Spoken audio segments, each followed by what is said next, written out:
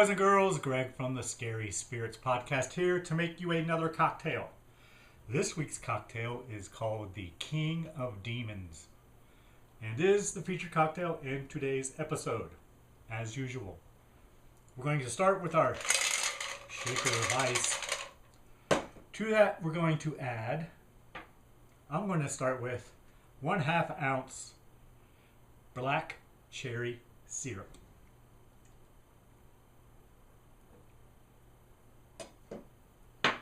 Next, cognac. 2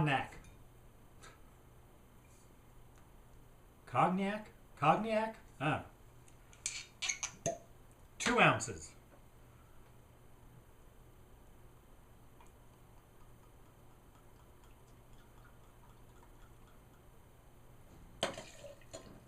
Two ounces of cognac.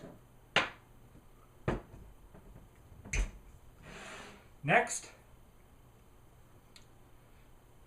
blood orange juice, 3/4 of an ounce. See if I can get 3/4 of an ounce.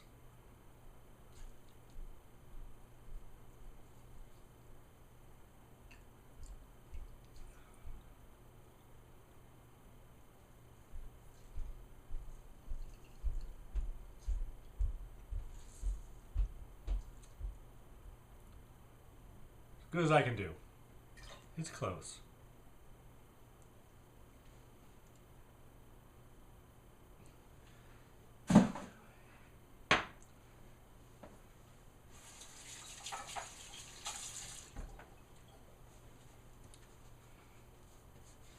Next, we're going to shake.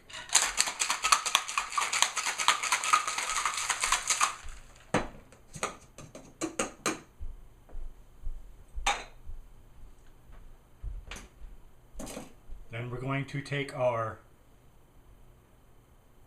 glass, which we have rimmed with sugar,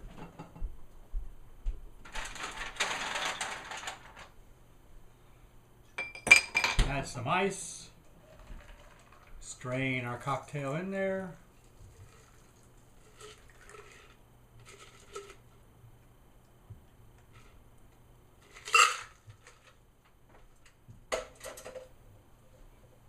And then we garnish with blood orange. There you have it, boys and girls.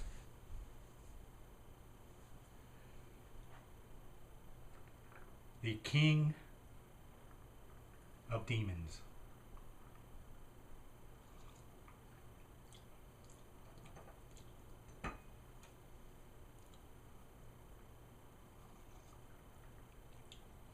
Yeah, not bad. Thanks for watching. Hope you enjoyed the podcast. See ya. You want family drama? Well, we've got family drama in this week's listener request episode of the Scary Spirits Podcast, Hereditary. It's full-scale, non-stop trauma. Starts off slow with personality disorders, starvations, and suicides, and escalates exponentially into demon worship and possession. Oh, and if decapitations are your vibe, this one is definitely one for your to-view list. It's a bit confusing, but the acting and effects are on point. I personally found it terrifying. But one more thing before I go. Can you explain to me, why are dollhouses so damn creepy? Because they totally are. Cheers.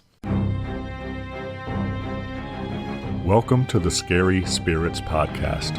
Please be advised that the presenters may use adult language and/or discuss adult situations.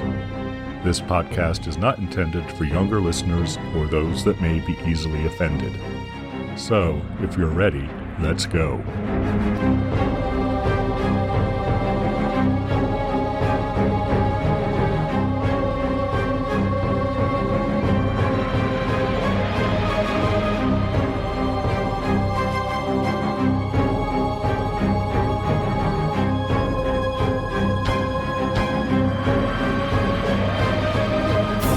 Hello, boys and girls. I'm Greg.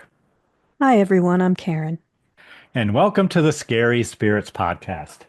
the podcast that combines the two very different but highly compatible worlds of scary films and alcoholic spirits.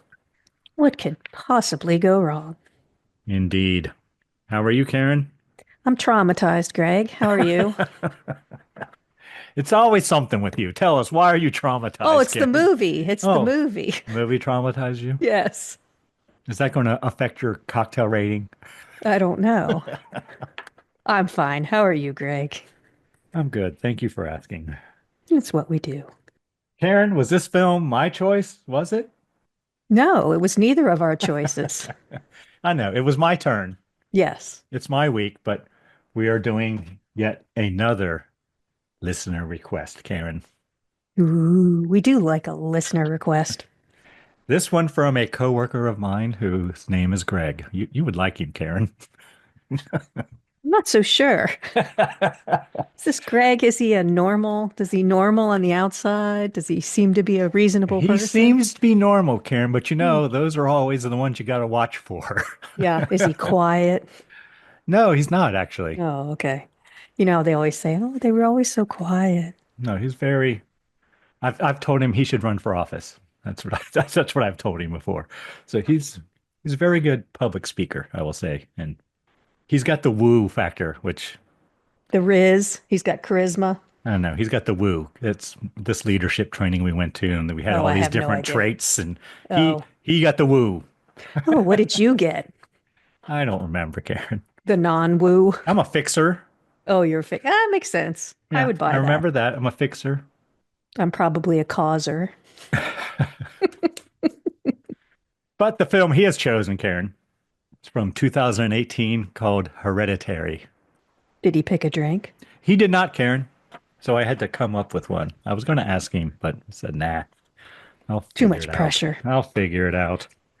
Okay, what did you pick? The drink I have chosen is called King of Demons. Appropriate. See what I did there? I do. Would you like to know how to make it? Of course. Okay, well, we're going to need 2 ounces of cognac. I don't know how to say it.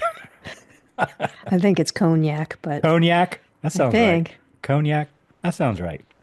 3/4 ounce blood orange juice, half an ounce black cherry syrup. We're going to need to rim our glass with sugar, and we're going to garnish with a blood orange slice. We're going to shake everything with ice, rim the glass with sugar, fill the glass with ice, strain, and garnish. I bet it's good. You didn't make it? Well, bless his heart. I sent my oldest son to the store for a blood orange. I knew it was risky. And to his credit, he said what he pulled out was in the pile of blood oranges, but he came home with a grapefruit, Okay.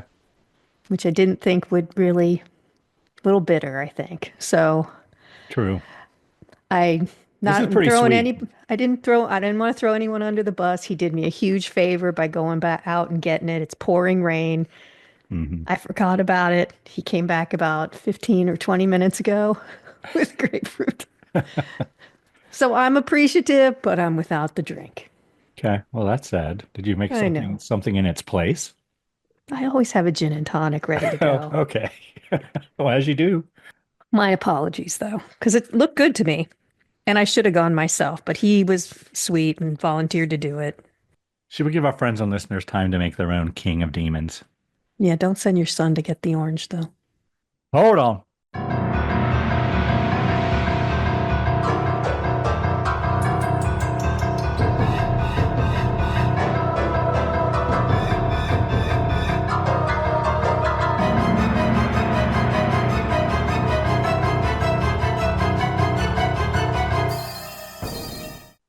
And we're back. Yes, we are.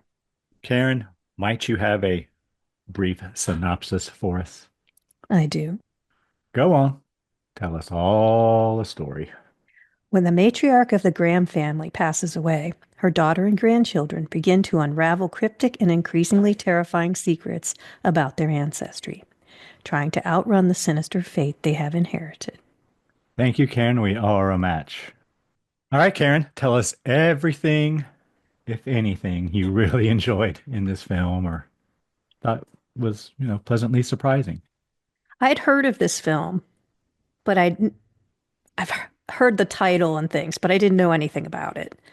So that's how I went in, I did you as know. well, except what Um, I read prior in doing my research. I think it's one of the scariest films I've ever seen. Really? Well, Scarier than Jaws? well, at the time, probably no, but now, yes. But I think it's got such a family dynamic. And I think it's another film where it depends on where you are in your life when you see it. It probably affects you differently. As a parent having children, you get this double whammy of what's happening to you, but also this empathy for what's happening to the children. And I think it was just brutal. I mean, from start to finish, the whole thing is just brutal. It's beautifully shot. Scenery is amazing. I thought it was very well cast. The acting's great in it. There's some really cool lighting in it. Or lack thereof. Yes, it is dark, but there's good use of color in that darkness. It has a Rosemary's Baby feel to it a little bit for me at certain points, which was a good thing. I liked that association, that movie. Story is okay. It's hard to know what's going on sometimes, but I think that's part of the thing that makes it interesting. I think that's all I've got. I mean, the cinematography is really good. The scenery is good. The actors are great. It's devastating from start to finish, I thought. What do you got that you liked?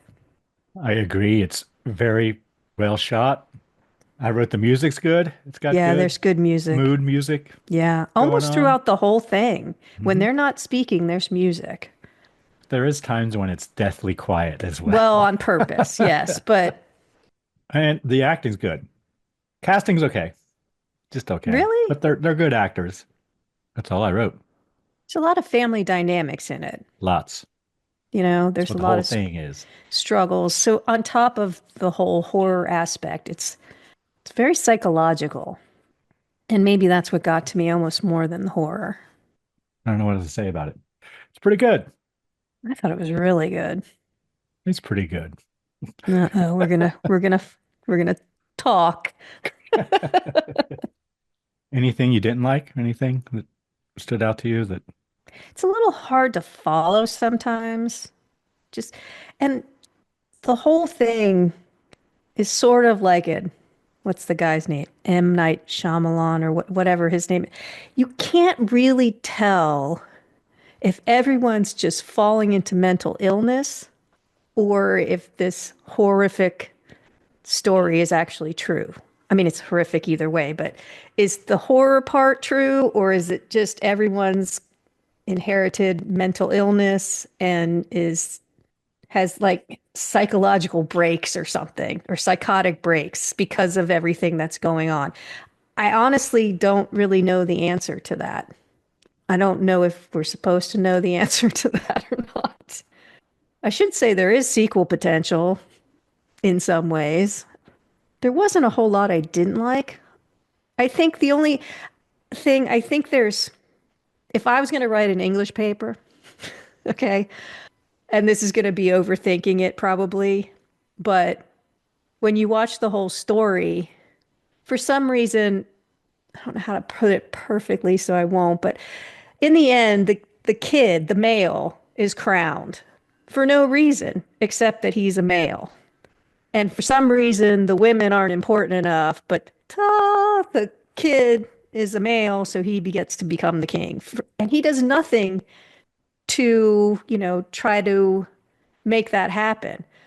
Women are over there cutting their heads off and stuff do all these things for this demon, I guess, and in the end, it's the kid who basically just smokes weed the whole time who's elevated to the king for no apparent reason for me. But again, that's if I was writing a paper about it. I thought it was real. I don't really have a lot of bad things to say. What do you got? the only thing I wrote down that I didn't like was that it's slow. It's too damn long, Karen. It's a long movie. There's no question. I I didn't kind of think have it was I have slow though. I did. I kind of have questions about the story too. I have questions. Yeah, you do have questions. There's no way around that. I mean, it's just, Like, I think that why is there so much beheading? Why is I, everybody got to get their head cut there's a off? lot that isn't explained like that. I agree. And if they're supposed to Including a dead bird. summon, yeah, it's summon this demon. And it's supposed to bring them riches and stuff. Is that why they live in this gorgeous place? Like, are we supposed to think that all their riches and luck came from? But it seems like it was just everybody's life was just horrible. Like, Yeah, they live in a nice house. I think Dad's got a pretty good job because we actually see him at the office but one is that because they point. did these sacrifices or what? Or was it they did try to I don't think so. reincarnate in the one boy, Herb, the main character's brother, but he killed himself because he said the mom was trying to put someone else in him. So Huh. was there just this I totally missed that part. was this the whole goal was just to and they couldn't over all these generations find the right one. So who's going to benefit from this? Not the family because they're all dead. The Not to spoiler alert.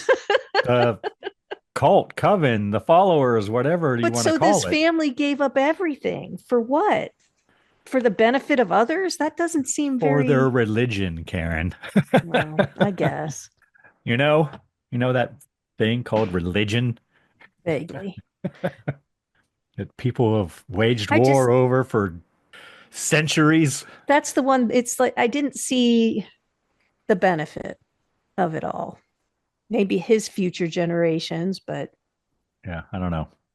I guess like I said earlier, as a mother, if you felt yourself because you could see that she felt like she wasn't a good mother and everybody well I'm not going to say everybody lots of mothers go through that feeling that everything is their fault and they didn't do things right no matter what's wrong it's the mom's fault like so I think I had a bit of a different perspective where if you feel yourself just falling apart but you're trying to hold it together and you're trying to hold yourself together but you're still trying to be the mom and then watching your children. I mean, there were parts of it where I don't even know how you would go on after some of these things happened and could push someone into a psychotic break for sure. No, for sure. you know, I mean, As I was watching it and the things started spiraling, I'm like, this isn't going to end good for anybody, I don't no, think. and it's I think their fate was kind of predetermined and it was, yeah, I don't know. by the grandma, kind of. But in some ways, I thought I was thinking a couple of times, wow, I wish I would have seen this in the movie theater. But at other points, I'm like, whoo, I'm so glad I could just stop and take a breather. Yeah, I had to take a break. I had to get up and there was still like over a half hour left when I said, all right, that's it. I got to use the bathroom, get another drink, But it's not, I take a took it little more walk. for personal refocusing and because it was just so traumatic to me. Anything else is worth that you have worthy of discussion? No, I don't think so. It is long. I will give you that. It's really long. And it's a little frustrating because you can't exactly tell what's happening. There's a lot of, I'm doing this in quotations, sleepwalking. Is it sleepwalking or is it something else? Are And they you, dreaming? yeah, like you don't really know what's real and what's not. So you can't, for me, I had a hard time absorbing it all. I like things very linear, like so I can follow along. I joke with my kids. That's why I don't like jazz music and I like heavy metal. Heavy metal has a steady beat. I can focus on that. Jazz music's all over the place. It physically frustrates me because I can't follow along. And this was like that a little bit because you think for a second you have it, but then it's a dream, but then you think it's a dream and it's not a dream. And then, it was torturous that way too, I thought. I will say something. One thing I did like one particular scene when they're doing the seance stuff and with Joan and Annie and they touch the glass. And I'm like, oh my God, they're going to use the glass like a Ouija board or whatever, right? Which everyone has their own opinion on. But when they took their hand off the glass and shit started was still moving and the thing was writing and stuff on the Writing, yeah. chalkboard, I'm like, okay, this shit's for real now. Yeah, she didn't her hand was not guided. It was physically happening. Yeah. So I was glad that they did that. They didn't just go for the Ouija board. It would have been, I guess, again, something that we both kind of mentioned.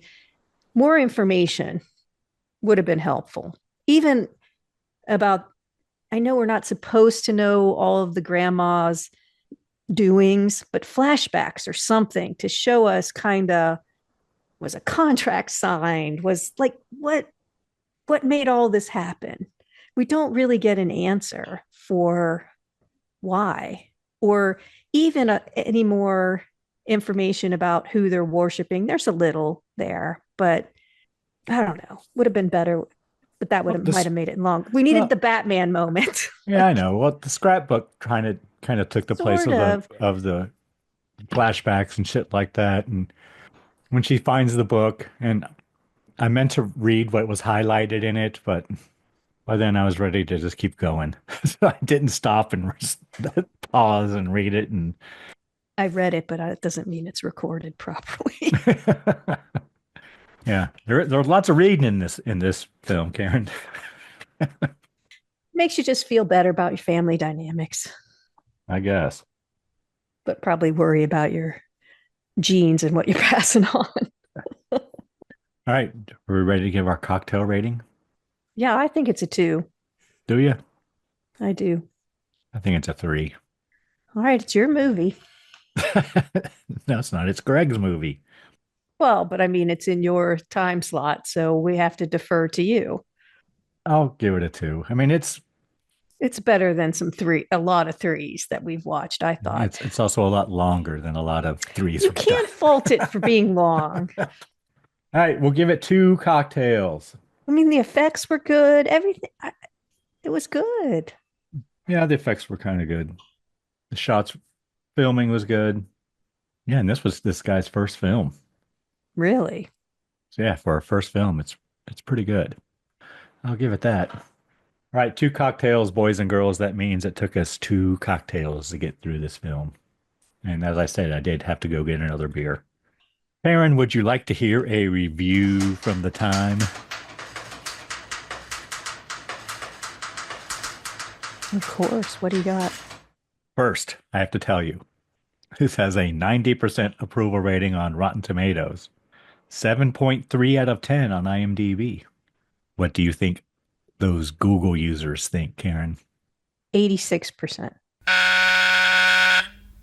75. Really? Yep. Sometimes I wonder if it's the number of reviews, Possible. Because I bet there are a lot of Google users who saw this and have opinions versus how many are on other ones. But Google's usually higher. They're usually more forgiving. I wonder why they didn't like this one. Too long, like you said. Probably. The review I have is from The Village Voice, dated June 5th, 2018, by a writer named April Wolf. And it's pretty long, but as I was reading through it, I'm like, I'm just going to read it all. The poor souls populating Ari Aster's soul-shaking slow horror film Hereditary slide over the film's running time ever closer to their inevitable fates, as though their paths were preordained. I mean that not just in the movie sense that a screenwriter, in this case Aster, has scripted out what they'll do and say. Instead, it always seems that there's no other way for this story to play out. Aster's characters foolishly believe that they can tough their way through one catastrophe after another, while Aster and the cinematographer, who I'm not going to try to pronounce his name, invite us to linger in the shadows of a creaky, sullen woodside home, covering our mouths as we face our certainty about what will become of these people. The horror of Hereditary lays not just in scary images, but in the creepy sense that free will is a joke, and bad luck can be as inescapable as a family curse. The story opens with Annie, played by Toni Collette, reluctantly mourning her difficult mother Ellen, whom she memorializes in a eulogy as secret and private. Annie makes a living as an artist, and she's got a big show coming up where she'll unveil her meticulously crafted miniature scenes, for which she draws inspiration from real life, often horrific events. Annie explains to her socially maladjusted daughter, Charlie, that Charlie was Grandma's favorite and that Grandma herself insisted on feeding baby Charlie. A corresponding diorama shown for a split second, and I had to go looking back and look at that again. I'm like, is that what I thought it was? Depicts Annie as a new mother trying to breastfeed her newborn while Ellen hangs out her own breast, trying to supplant her as mother. Shock details like that might seem too forthright in a film of creeping terror at odds with a chilled spine feeling. But in Aster's story, as in life, the devil is in the details. As the film goes on, these details accumulate, coalesce, and then hang heavy over the characters. Charlie's brother Peter is the most quote unquote normal of anyone in the house. He's a high school horn dog boy who just wants to get high and laid, and an invitation to a party offers him a shot at both. Unfortunately, Annie orders him to take Charlie too.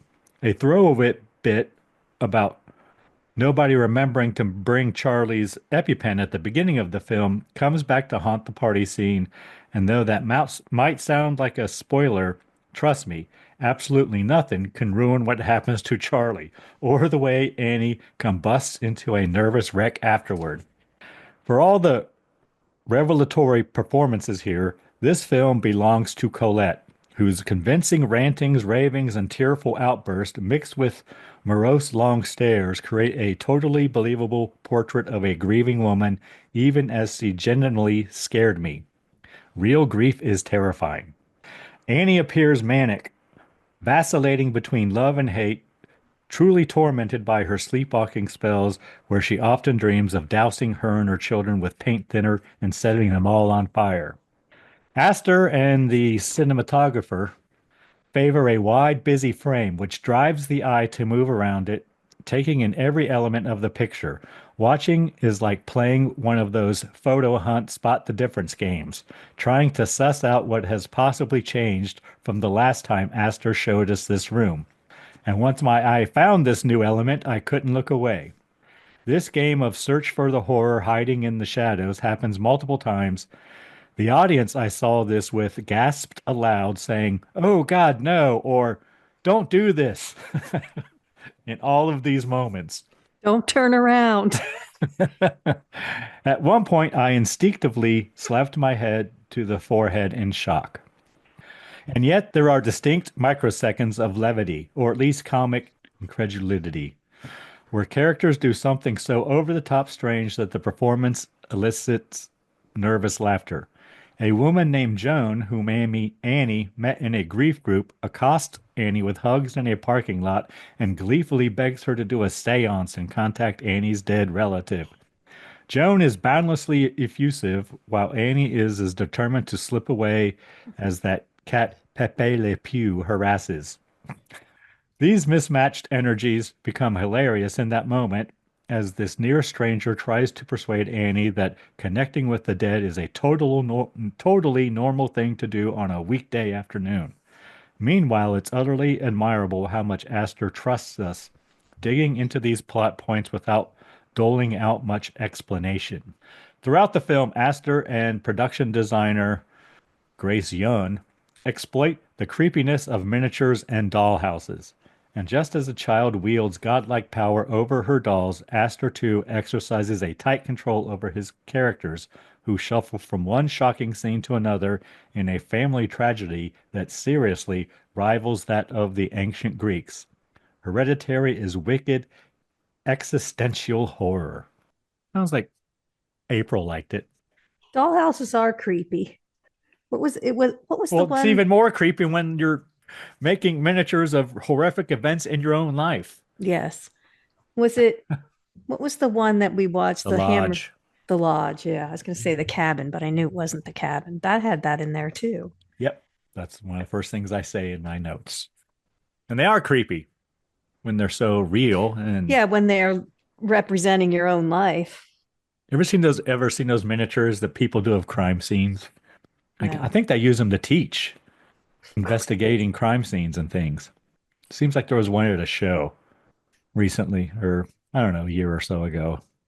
Here, they were doing miniatures of crime scenes, and you tried to. The idea was try to guess what happened, or try to figure out what happened from the murder scene. All right, Karen, are you ready to get into it scene by scene? Not until I tell you what film I've Oh, chosen for next week. that's right. What film have you chosen for us next week? I have chosen Mark of the Vampire from 1935. Any reason you chose that film, Karen? Well, this podcast, if you listen in order, comes out on Wednesday, and Mark of the Vampire came out the following Saturday. Okay. Yeah, Mark of the Vampire was released April 26th, and our next episode comes out April 23rd. There you go. Look at you, Karen. Do you have a cocktail to go with it? I do. Is it a vampire cocktail? It is. They're getting harder to find because we've done so many. It is the Vampire Blood Cranberry Martini. And how would one make that? You're going to need half a cup of ice, 4 ounces of cranberry juice, 2 ounces of gin or vodka. Double this for a stronger drink. 1 ounce orange triple sec, half shot of Aperol, and 1 shot of lime juice. Juice the lime juice and set aside. In a martini shaker, add about a half a cup of ice. Pour cranberry juice, orange triple sec, gin, Aperol, and pour lime juice over the ice. Close, very important, and shake cocktail shaker vigorously for approximately 30 seconds or until the outside of the shaker has frosted, if using the classic metal shaker. Pour into martini glasses. So this makes two, just so you know. Yield two. I may forget, but go on. That's it. Poured it into the glasses of your choice and enjoy. Okay. I think So I even have all those. If you double this, you're making 4 drinks. So please just follow this recipe and just pour it if you're going to only make one, because that could get a little ugly.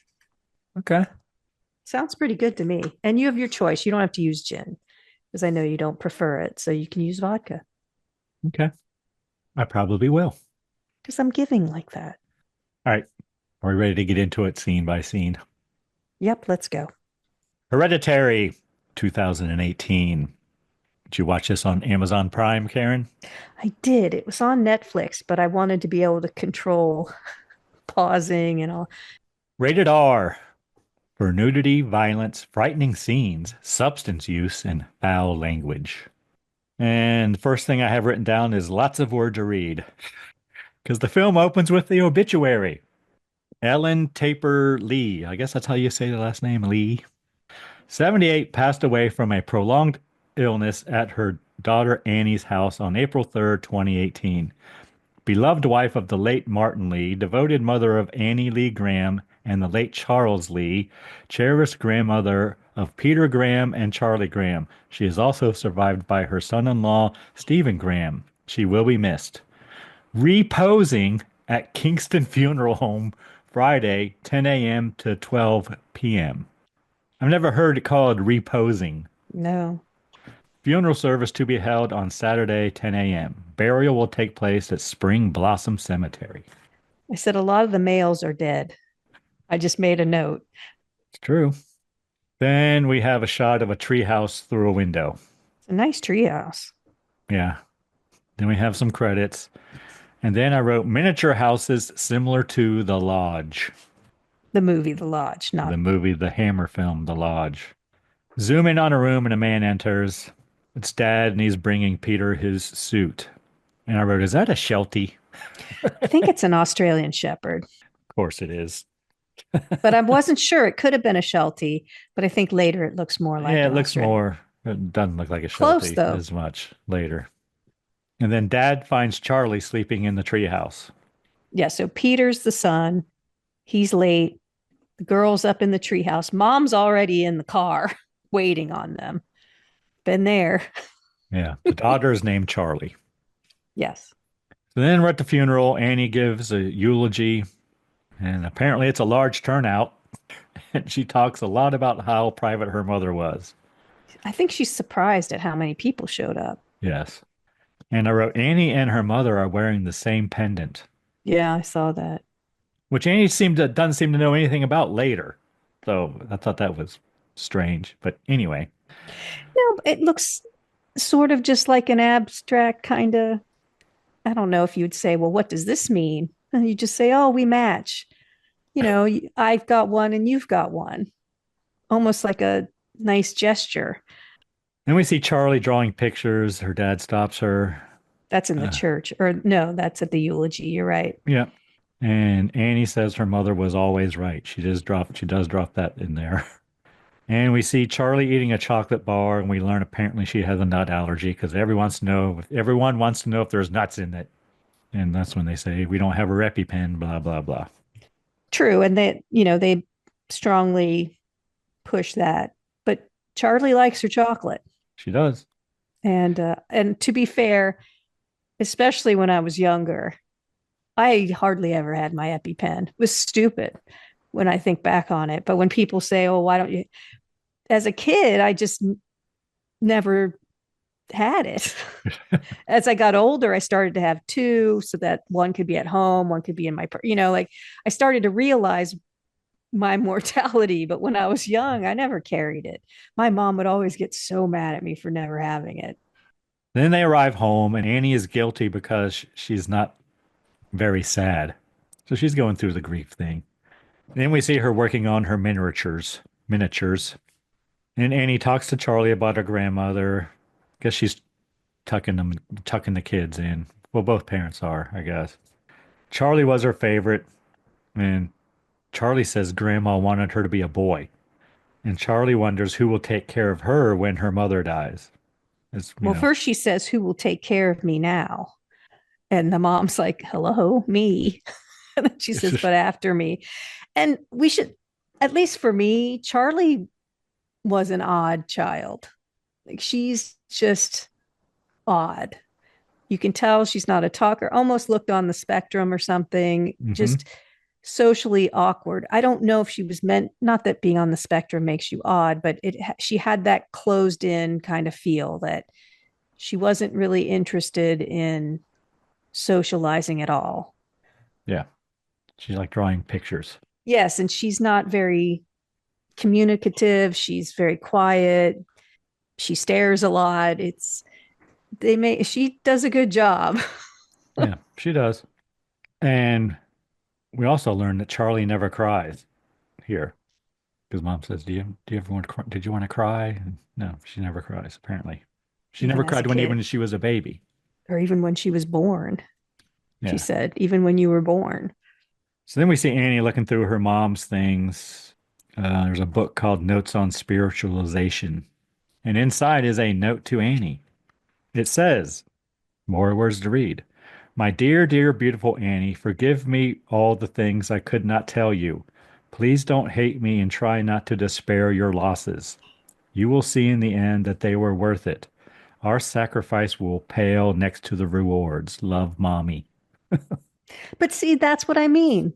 But what are the rewards? You're gonna have to. Somebody's gonna have to explain that to me And later. then I wrote, does she see something in the corner in the dark?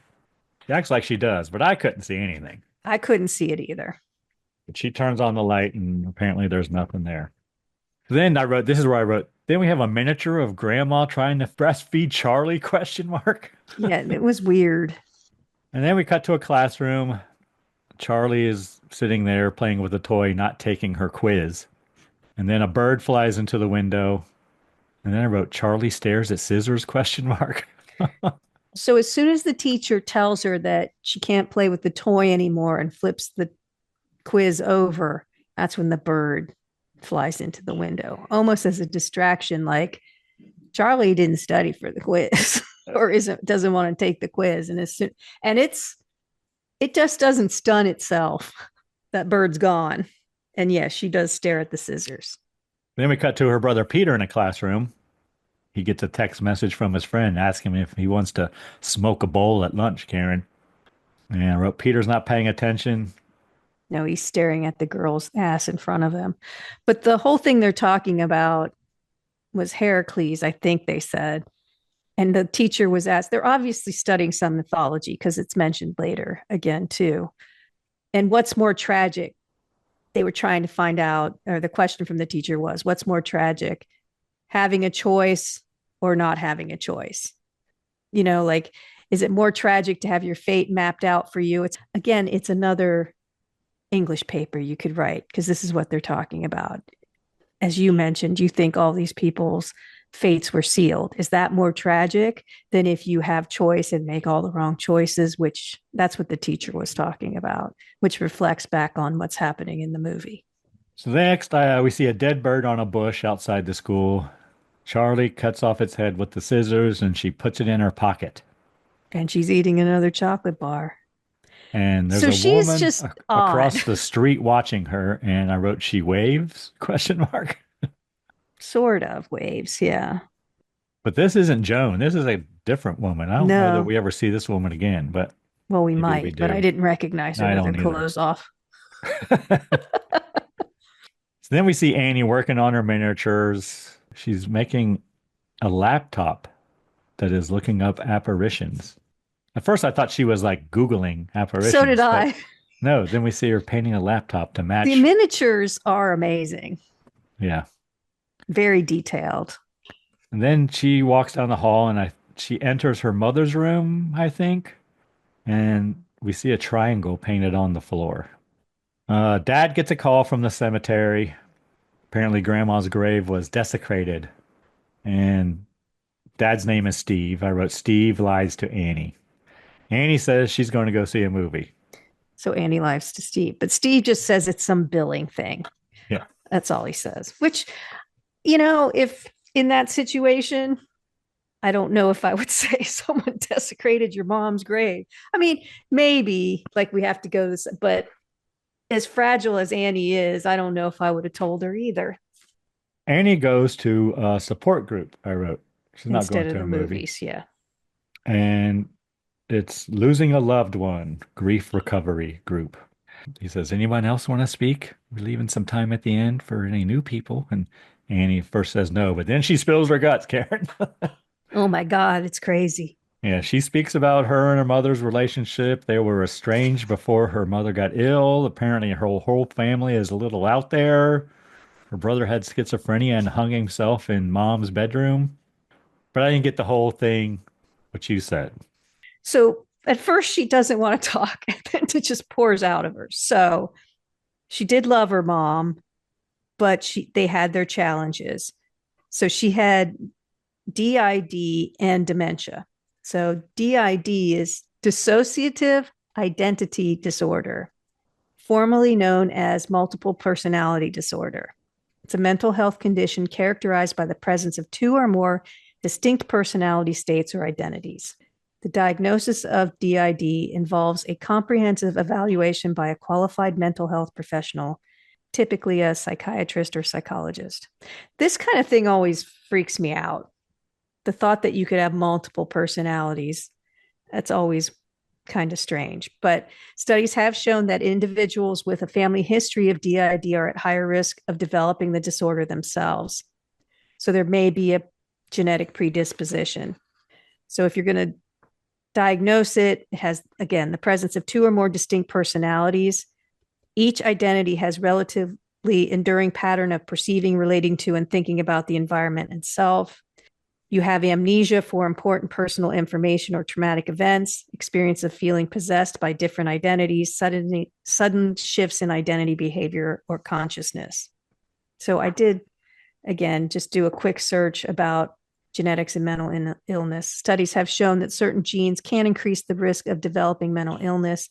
These genes are often referred to as susceptibility genes. For example, people with a family history of schizophrenia are more likely to develop the disorder themselves. Similarly, people with a parent or sibling who has bipolar disorder are at an increased risk of developing the condition.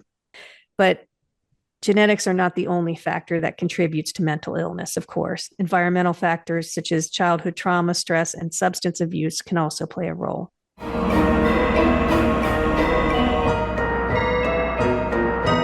You've just listened to half of this week's episode. Are you loving it? If so, can you do us a big favor and leave a review wherever you listen? Reviews help us grow the podcast. We just want to say thanks so much for your support. Now let's get back to the good stuff.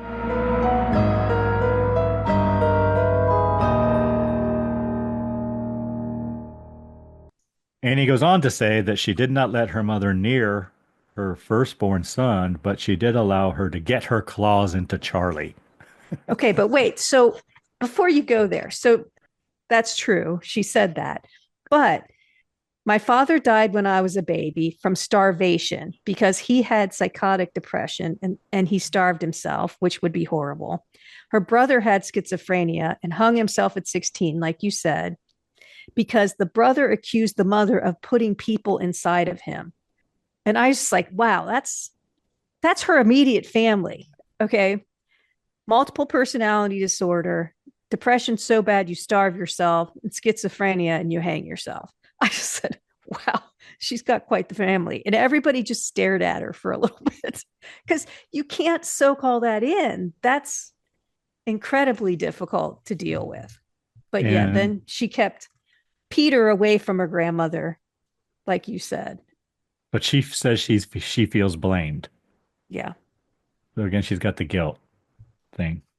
Next, we cut to Peter smoking a bong in his bedroom, and he gets a text about a party the next night.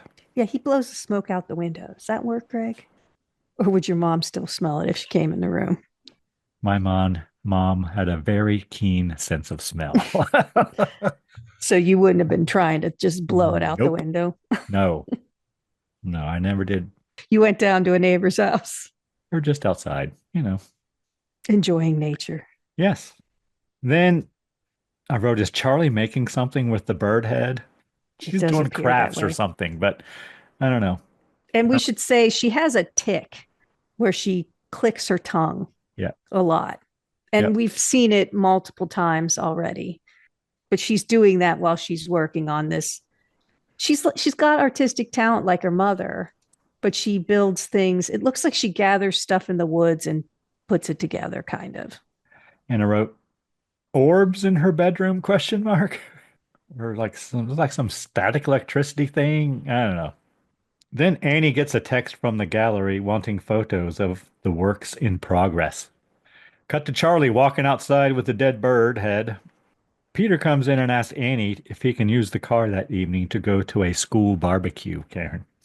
Yeah, the old school barbecue. She asks if he is going to drink. He says no, he's not old enough, but she said, that's not what I'm asking. I'm asking, are you going to drink? And he says no. Annie asks if he is going to take his sister. And he kind of, find her and ask her. Doesn't his sister looks a lot younger than him? She is.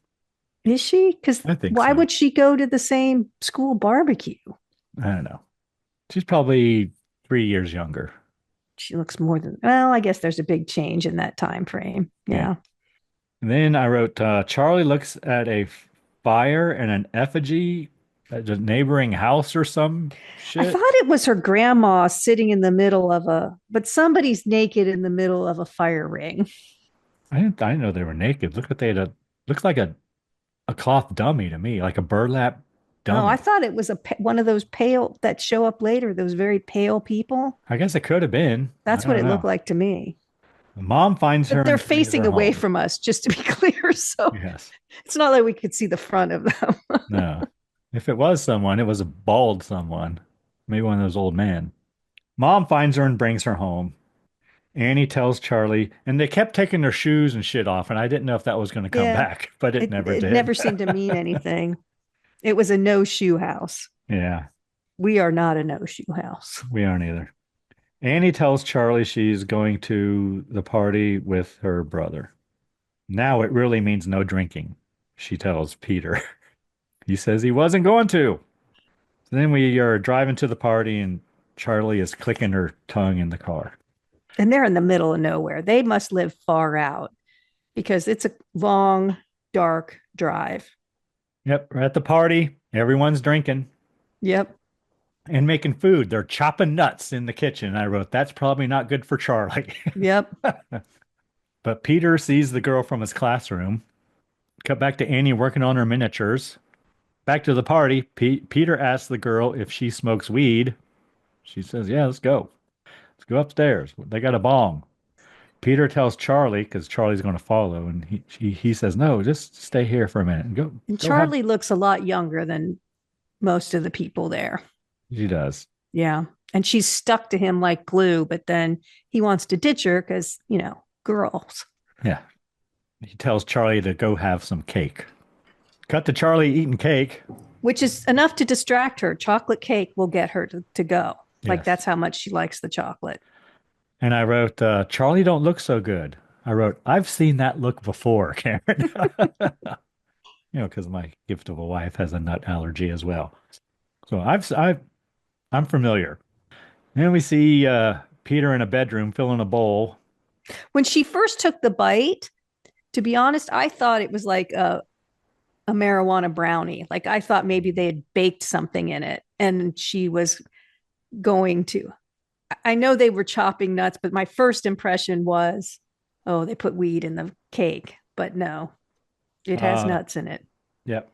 Peter filling a bowl in the bedroom with his classmates. And then mom calls him, but he ignores it. Cut to Charlie getting a drink of water. Then Charlie enters the bedroom and tells Peter it's hard for her to breathe. Her throat is swelling. Peter springs into action. I'll give him that. He carries Charlie to the car. They drive off. Peter's taking her to the hospital. He's a good brother at that point. Like he didn't hesitate. He knew it was wrong and left, going 80 miles an hour. Yep. Remember that. Charlie struggles to, why? Because it's gonna. All right. No, I'm just saying he's going very, very fast. Yes. Charlie struggles to breathe. She puts her head out the window. Peter swerves, apparently to miss something in the road. It's a deer, I think, a dead deer. Something, dog, deer, something. And Charlie's head hits a telephone pole. She gone. Her head's gone, too. And I wrote it, Peter in shock, question mark. We have a long shot of Peter sitting at the car. Yeah, he's in shock. Eventually, he drives home, and we see him walking through the house in the dark, and he goes to bed. Yeah, he just left what was left of Charlie in the car. Next morning, mom going to the store or something. We hear it. We see Peter lying in bed, and we hear all this, far away, like in the house or outside. Yeah, I'm thinking maybe Peter was hoping it was a dream or something. I don't know, but. And we hear a car door, and Annie screams. Next, we cut to a shot of Charlie's head covered by bugs, laying by the side of the road. Yeah. And in case we didn't know what happened, we know that. Yeah. Yes. Well, we did. Yeah, we didn't know she was beheaded until that point, I guess. You heard a pretty good. Yeah, I guess you would think. I mean, you knew she was gone by the smash noise, but I guess you wouldn't know that her head was ripped off. And then we have Annie having a breakdown. She says she wants to die, which is totally understandable. Yeah, when you see Stephen listening from outside the room, standing in the dark, as people do. Peter, yes. Which that was a really good shot, I thought, because is that where he's standing there and there's thunderstorms behind him and he just lights up once in a while and probably. Yeah. Then we cut to Charlie's burial, and I wrote it's a nice shot. Yeah, because they going down into the ground, and they show you the ground, which I thought was cool. Yeah.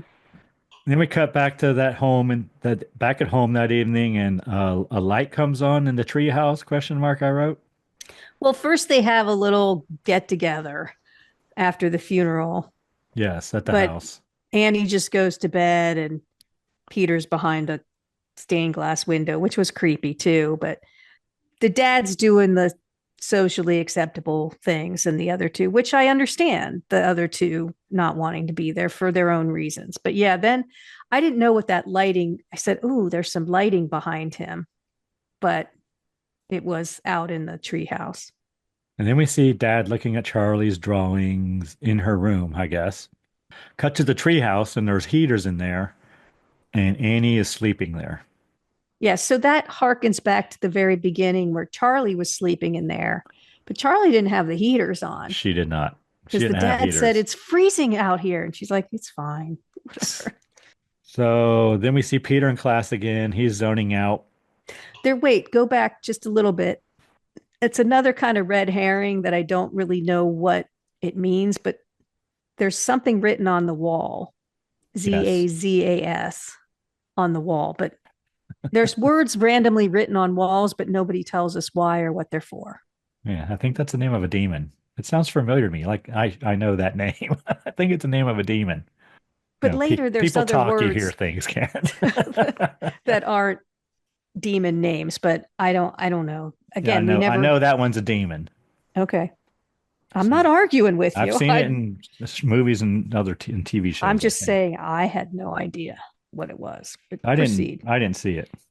Then we see Peter getting high with his friends under the bleachers. And he's not looking so good. Yeah, I He wrote can't Peter's pay not looking attention. good. No, he can't pay attention. He looks up and he sees the rear view mirror Yeah. briefly. And I thought that was, you're starting to see his mind's playing tricks on him, which I'm pretty sure it would. Like, I can't believe he's back in school. I can't see how you would have processed that enough to go back to school. They all seem to they just try to power through like we can make it, we can do it. And I just don't see how it's possible. But Then she goes back to work, he goes back to school, the dad goes back to work. I'm like, but Peter starts freaking out. He thinks he's having some kind of reaction. he's But kind of just redoing what the sister did, yeah. saying he can't breathe.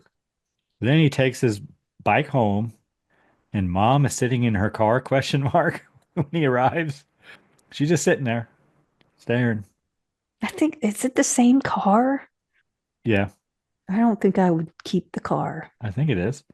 That's what I said. I think it is the same car too. Peter enters the house and then the car drives away.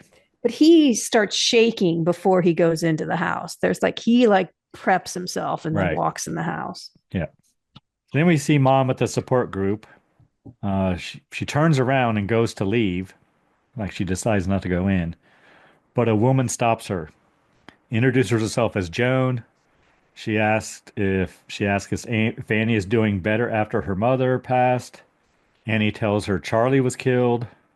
Joan asks if she wants to come in with her or go just get some coffee. Joan tells Annie that her son died. She tells Annie that her son and grandson both drowned. Then Joan gives Annie her number and Annie drives away. Okay, so at this point, if you're Annie, okay, your father has starved himself to death from depression. Your mother had dementia and multiple personality disorder. Your brother killed himself at 16 due to schizophrenia. Your child has now died violently. How does this person even stand up anymore? I mean, that's brutal. Yes, it is. Annie arrives home and tells Steve she was at the movies again. I guess she likes to go to the movies by herself. Do you like to go to the movies by yourself? No, I do not. See, I don't mind it. It's okay. I mean, I would, but so then Annie is in bed with Steve and she gets up, takes a blanket, says she'll be right back, but Steve says, "No, you won't. You're taking the blanket." She's going to the treehouse. Steve does reach over and touch her shoulder, and that's when she gets out of bed. Like no physical contact, no help, you know. And then I wrote, Peter wakes up freaked out. Well, she goes up into, just in her defense, she can't sleep, but she can sleep in the treehouse. So she's like, I just need to sleep. That's understandable. If that's the only place she can sleep, she should go there. Yeah. Peter, I think, is hearing tongue clicks in his room, like Yes. Charlie used to do. Then we have a shot of a mail slot full of mail. And then someone adds an ad for a spiritualist, question mark, Yeah. So was that their and house? walks away. Yeah, Or I'm was pretty that sure it was. Joan's house? I thought it was their house. Okay. Then we cut to Annie working on her miniatures. She spills paint on the note that Joan gave her, and she picks it up. Next, we see Annie going to visit Joan. Annie remarks how her mother used to make embroidered welcome mats just like the one outside Joan's apartment. Joan says, "Oh, isn't that funny?" So Annie tells Joan about finding Charlie's body. Annie then Which is takes some pretty graphic. pills. And I wrote, does she take a tea leaf from her mouth? Like, that she having tea and there's like a I tea think leaf on her so. mouth? Yeah. And I thought that might be something, but nothing ever comes of it. Yeah. I thought maybe Joan was drugging her or something, Yeah, but something. Kind of going back to the Rosemary's Baby thing. yeah, exactly. Here, honey, have some of this. Annie tells Joan about her sleepwalking. She tells her she woke up in the kids' rooms once and they were all covered in paint thinner, and she was going to strike a match. She had a match because Joan asks, well, how's your relationship with your son? And apparently, Peter was old enough when this happened to realize what was happening, that she was about to kill them all. And she says Peter always holds it against her. They argue about everything and nothing, which, But welcome I'm to not sure really teens. Peter holds it against her. I think she thinks he does, but I'm not He sure he does bring really it up does. later. He yells it at her at the dinner table, but it's there. It's a thing, but I don't think he thinks about it all the time. But she thinks he thinks about it all the time. So then Peter comes home and his dad reminds him to sign up for the SAT prep course. Then dad goes into Annie's room to watch her to she's working on her miniatures and she's creating the scene where Charlie died. Yeah, that was odd. Yeah, dad is worried Peter will get upset if he sees it. Annie says it's nothing to be upset about. It's a neutral view of the accident. Yeah. And I wrote Annie and Steve having issues. Yep. This is starting to affect their marriage. That's what I wrote. Cut to the dinner table. Everyone is silent. And everyone looks like crap. Steve cooked the dinner, and Peter breaks the silence by saying, "This is really good, Dad." And that upsets Annie because she's probably cooked 99% of the meals, and he's never said, "This is good, Mom." Like it kind of sets him off, Yeah, the Peter whole tries to thing. talk to his mom. Peter and Annie have words. Annie tells Peter he cannot take responsibility for anything. And then I wrote there's a long pause. And Peter blames Annie for making her go to the party with him. Well, no, she keeps saying what you did to your sister's dead, gone forever. She's laying it all at Peter's feet. And he's kind of like, well, I don't think he doesn't take any responsibility, but he's like, you made me take her. She didn't want to go, you know? And so he's just deflecting a little bit, which would be normal, but he's still traumatized by what happened. You can tell. Dad tries to intervene, I wrote. Next thing I wrote is they like the house dark. Yes, they do. But mom storms off and the boys continue, or at least pretend to eat dinner. See Annie working on her miniatures again, and there's a post-it note reminding her to keep working. Cut to Annie leaving a craft store. Joan is there. Surprise, surprise, I wrote. Joan is very happy. Joan tells Annie she met a spiritual medium and she went to a seance. Her whole world's turned around. She's just a bubbly unicorn She now. is. The medium later went to Joan's apartment and the medium was able to conjure her grandson. She says she heard his voice. Joan asks Annie to come to her house. And she agrees, I guess, because Yeah, next she's like, week. what are you doing right now? Let's go right now. So then we cut to Joan's house and she's performing a seance. She tries to talk to her grandson. Joan asks Louis to slide the glass. They're both have their hands on, kind of like a Ouija board plaquette thing. Planchette, yeah. Planchette, yeah. Yeah. The glass slides by itself. Then Louis, who's her grandson, writes on a chalkboard, I love you, Grandma. Annie needs to stop. She can't take it anymore. She's having a hard time through the whole thing. It's freaking her the fuck out. Like because she feels like the wind shift or the air shift or something, which is interesting because Peter mentions that later. Like they repeat that same feeling. Joan gives Annie instruction on how to perform the seance herself. She has to read something syllable by syllable, and everyone in the family has to be in the house, even though no one knows what those words mean. Right. It's fine. I don't even know what it means, just but you have to read it. Then Joan tells Annie that she did not kill her. She isn't gone. And we see Annie driving home, and we hear the clucking The, is what I called it. oh, I called it tongue click. Annie trying to sleep, and then there's a bug on her pillow.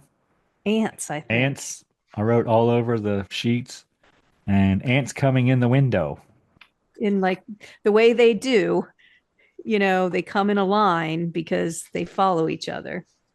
Annie walks into Peter's room, and there's bugs all over his face in bed. Yeah, you think that was him? Well, then Peter yells, "What are you doing?" And turns out Annie was sleepwalking. Yeah, she was kind of dreaming, but in the actual movie, do you think the kid had his face covered in ants? Because No, no, you no. don't think so? It looked pretty good. He did. It looked pretty good. But Charlie's head looked pretty good too. That's true. It was a cast of his head, I'm sure. Annie tells Peter she never wanted to be his mother. Yeah, she sort of, and she claps her hand over her mouth. It's almost like someone else is making her say truths now. But it's because she was afraid. That's what she said. It wasn't like she didn't want to be a mom. She just was afraid she couldn't do it or something. And then she tried to have miscarriages. And then I wrote, they're all wet all of a sudden, and the room goes up in flames. And then Annie wakes up. So this whole thing was a dream, the whole thing. And then I wrote Annie performing a seance question mark because we don't see it, we hear it though.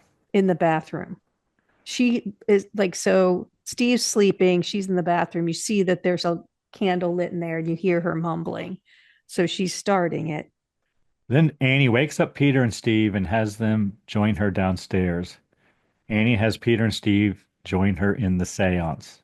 And she's like frantic, like trying to get them Yeah. to do this. Please, She's please, come on, just manic. please. Yeah. Yeah. Yeah, manic. That's a good word. Then Annie tries to communicate with Charlie. The glass moves. At first, though, Steve doesn't want to do it at all. And Peter is the one who says, I'll stay. I'll do it with you. Like, kind of an olive branch. I'll do it with you, mom. And then once he says, then they're all in. Then Annie opens Charlie's sketchbook. Steve tries to stop her, and then glass breaks. And a candle shoots up a large flame and goes out, and then it lights itself again. And we hear a dog barking in the distance. And then Charlie starts speaking through Annie. Which really freaks out Peter. And Peter yells for her to stop. Then Steve throws water on Annie. Peter's crying, and Annie asks what happened. What are you doing? What are you doing? What'd you do that for? And then we cut back to more miniatures, and I wrote there's strange wall words on the bedroom wall. Yeah. I tried to look and see exactly what it said, but I couldn't make it out. Is that where it's like, I think it's pandemonium was one. There's more letters, pandemonium, and then something that didn't translate well, but pandemonium was one word there. Then we see Peter in class, and I wrote more orbs. And Peter sees his reflection in the glass smiling, like a glass cabinet smiling. But he's not smiling. But he's not. So. And he's startled. So he jumps up and he tells the teacher he has to go to the bathroom. And tongue clicks. There's more tongue clicks. Steve calls Annie, tells her that Peter called him. He thinks he's being haunted by some vengeful spirit. And then they hang up on one another. Because he wants to protect his son. And she's like, well, what's that supposed to mean? And, there's tension there, but Peter flipped out. Phone rings again.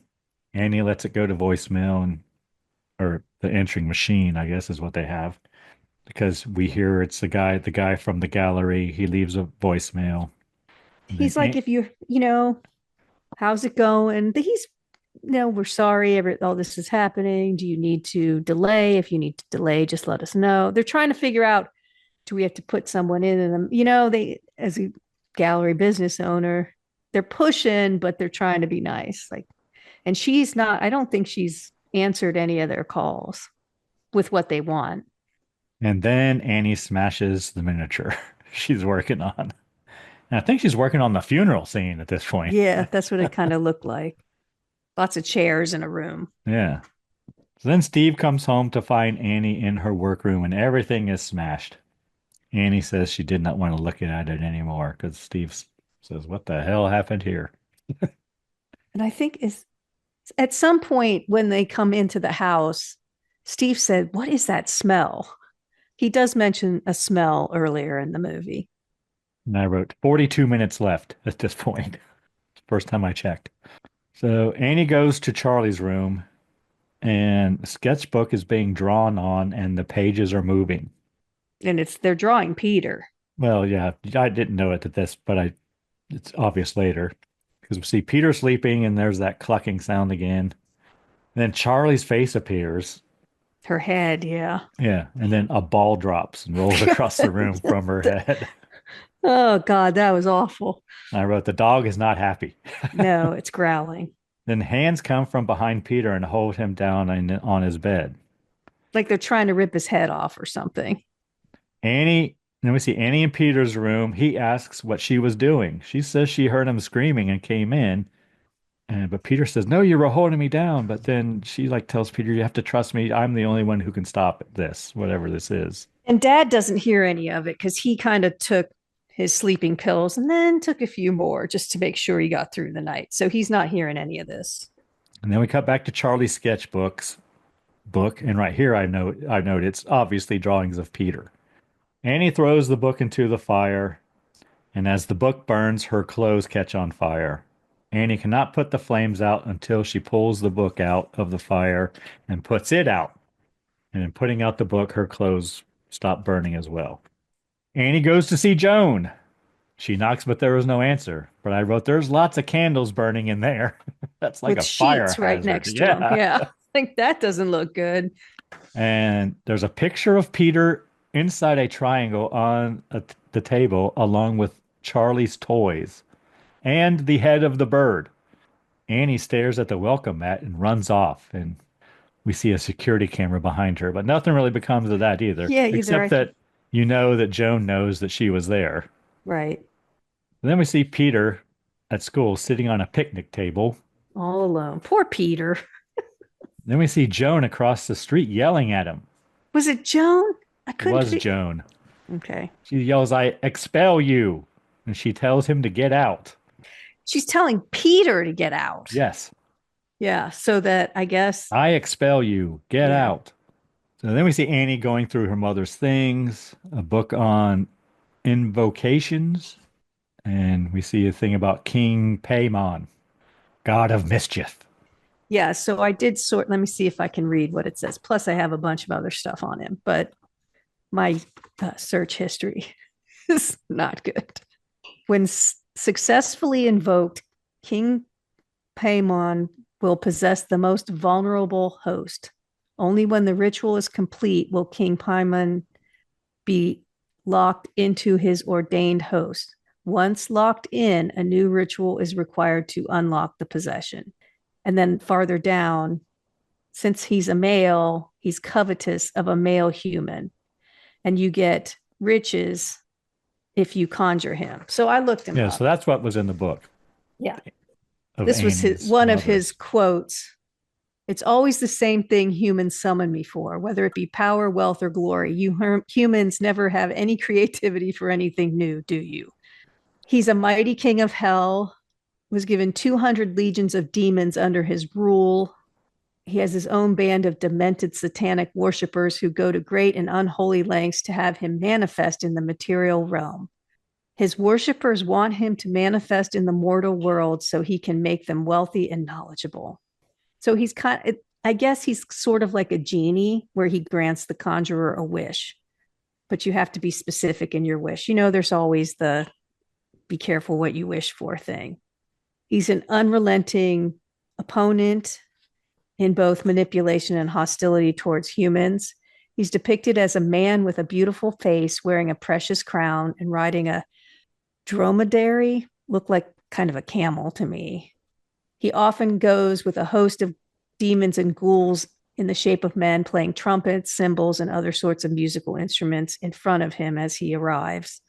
He was an angel that resided in heaven. He was among the angels that was the most captivated by Lucifer's music, giving awareness to the morning star via attempting to match the notes of his instruments with Lucifer's singing. Lucifer didn't pay much attention to him, but he is a royal. He teaches all arts, philosophy, and scientists and secret things. He can reveal all mysteries of the earth, wind, and water, what the mind is, and everything the conjurer wants to know.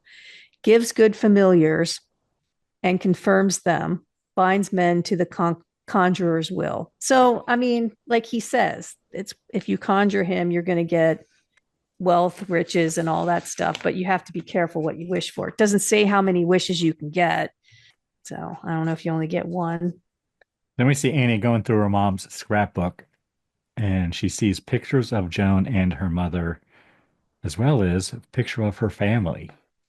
And all the people gathered around a picture of her family. Yeah, and some of those welcome mats too were in there. Yes. And then we have Peter at school, and energy is drawing him to a door. There's a guy in there telling him to come. Yeah, that was weird because that didn't go It anywhere. didn't go anywhere. Yeah, I don't know. So then we see Steve sending an email to a psychiatrist about Annie. Then he receives an email from a cemetery with an update on the insurance concerning the desecrated grave, and there are pictures of the grave dug up and whatnot. Yeah, it doesn't look like the body's there anymore.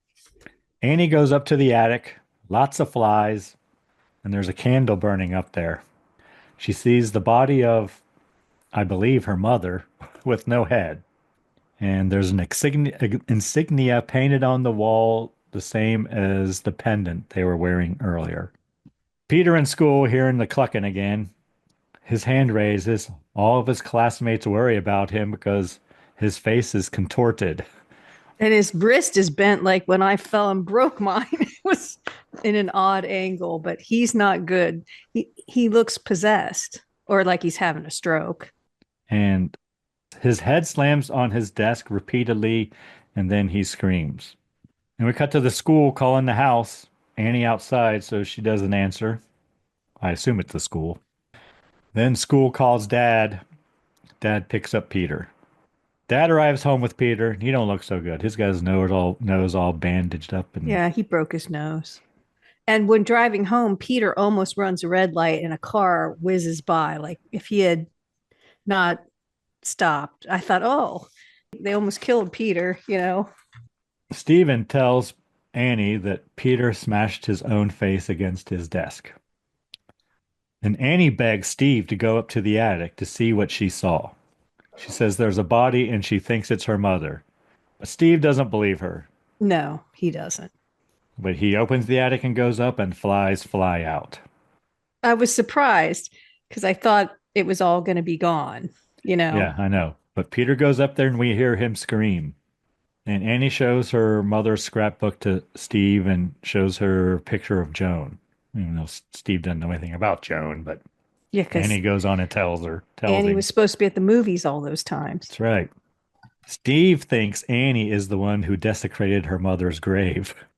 Annie shows Steve Charlie's sketchbook and tells him how she tried to destroy it, but her clothes started burning. And she thinks they have to destroy the book or Peter will be killed. Annie tries to get Steve to throw the book into the fire. Yeah, she says the only way to stop it is throw the book into the fire. But when he does that, to tell Steve, Annie's going to die, is what she thinks, because her clothes caught on fire. So she's trying, she can't do it herself. I'm too afraid. Just throw the book in the fire, throw it in the fire. And he's just looking at her like, what the fuck are you talking about? Like, she's manic. She's trying to explain this to him. He doesn't know what's going on, but they need to burn the book. But when they burn the book, she thinks she's going to die. So she's like telling him she loves him, all these things, and throw it in the fire, throw it in the fire. So Steve tries to tell Annie she is sick. He wants to call the police. Annie jumps at him and grabs the book and throws it into the fire. And Steve goes up in flames. And I wrote, Annie possessed. Peter wakes up and sees the heat lamps in the treehouse. And he sits up in bed, and I wrote, something is moving behind him as he sits up. Yeah, there was something back there. It was creepy. And then Peter gets up and finds the charred corpse of his father, There's flies flying around him. It's dark, and he's calling for his mom and dad. He finds the charred corpse of his father next to fireplace downstairs. Then I wrote, is Annie on the ceiling behind Peter? Yeah, that was creepy. And then we see a smiling person in a doorway in the dark. Yeah, I thought maybe it was his grandma, but I think it's just one of the worshipers. Yeah, I think it was kind of looked like Annie again. I don't know. I don't know. It's someone. They were naked, right? No, I don't think so. I think they were. All right. Then Annie chases Peter upstairs. Peter locks himself in the attic. Annie banging her head against the attic door. Yes, so she's like on all fours up on the ceiling, banging her head on because to get to the attic, they had to pull the stairs Yeah. down, the Yeah. ladder down. Right. And so he pulled the ladder up so she couldn't get in and lock the door, but she's on the ceiling banging her head against the door. And I wrote, there's lots of candles in the attic. And I wrote, there's an outline of a body and a photo of Peter. It's him with his eyes burnt out or something. Peter believes he's having a nightmare and tries to wake himself up.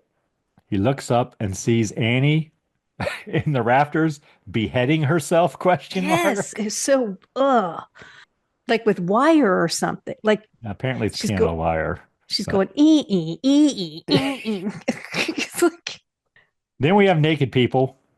just standing around. Peter leaps out the window. And at one point before this, I checked and there were 10 minutes left. And it really, the last 10 minutes really ramped up. But anyway, He runs out the window. So I thought he was dead. Like Yeah. he's laying down there. And then you hear her body drop. you hear her head drop. I thought her head stayed up there and her body dropped No, down. I think her head dropped. Oh, something dropped, people. Sounded like her head dropped. And then an orb enters Peter. Then we see Annie's headless body floating up to the treehouse. And we hear the clicking, clucking sound again. Well, Peter clicks his tongue. Okay. So we know he's now the tongue clicker. And we see naked people outside watching him. Peter goes up to the treehouse. More people wearing towels this time, I wrote up there, Some of them, not all of them. bowing to a mannequin with Charlie's head on it and a crown. And the headless bodies of Annie and her mother are bowing as well. And Peter sees a photo of his grandmother. And it says Queen Lee on the top. Yeah. They take the crown and put it on Peter's head. Joan calls Peter Charlie, Yeah, I didn't get that. Why did she do that? and he is now Paimon, one of the kings of hell. They have corrected his female body. They reject the Trinity and praise him, Karen. Oh, because was Charlie always him, like from the moment she was I born? guess. So that's why Joan says, Charlie, you're all right now, because heaven forbid you were in a woman's body. Now, oh, you're in the man's body. I don't think heaven has anything to do with it, Karen. Well, it sort of does, because you can't have hell without heaven. And then they say, Hail, Paimon. Then he's just standing looking around. So I guess Peter's gone and the king's in there and they're all bowing down, heads on or off. And then we get a shot of a miniature, I think, of the treehouse or something. I don't know. Kind of like comes out and looks like a miniature. Credits, the end. With the Joni Mitchell song. Yes. All right, Karen. Well, I won't ask you how you thought the cocktail was. How Pretty did you good. think the cocktail was? It's good. It tasted like whiskey to me, though. So, but it was cognac. Is that how you say it? Cognac. Cognac. Yeah. Well work, Greg. Interesting choice. Yes, work, Greg. Interesting choice. He said he really likes it. I bet you'd see more if you watched it again. I'm sure. You know, I think if you really started to go slowly through it, you would see rearranged furniture. Like before she threw the book in the fireplace, like, where's all the furniture? It was all pushed to the side. Like her descent into madness was pretty graphic. I bet if you watched, you would see lots of other clues. And maybe a little bit more of it would make sense, because there did seem to be a lot of dead ends to me. All right. Anything we learned today, Karen? Let's see. We learned about some mental illness being hereditary, dissociative identity disorder, about King Paimon. Pretty much it. You mentioned Heracles. Yeah, I did have, there was also, the teacher was also talking about Iphigenia, but it was very brief. Iphigenia, Agamemnon's daughter. But so there's a little mythology in there. All right. Anyone you need to thank this week, Karen? Well, we need to thank our listener. There's a lot of podcasts out there. We really appreciate you spending time with us, especially you, Greg. Anyone you need to thank? Well, yes, we need to thank Work Greg. And I also want to thank our listeners in the Beehive State, Karen. God, I have no idea where that is. Utah. Nice. Interesting. It's nice to have a new state to thank. Don't think we've had Utah before. I don't think so. Texas was very close behind. So, and of course, the band Verse 13 for providing all the music in the Scary Spirits podcast. The music definitely makes the podcast better. Anything else, Karen? Please drink responsibly. Yes. Hey, it's Karen, and I'm here to talk to you about getting social with us. Did you know you can follow us on Facebook, Instagram, and YouTube at Scary Spirits Podcast? Or check out our website, scaryspirits.com. If you have something to say, email us at info@scaryspirits.com. And as always, thanks so much for listening. Please drink responsibly.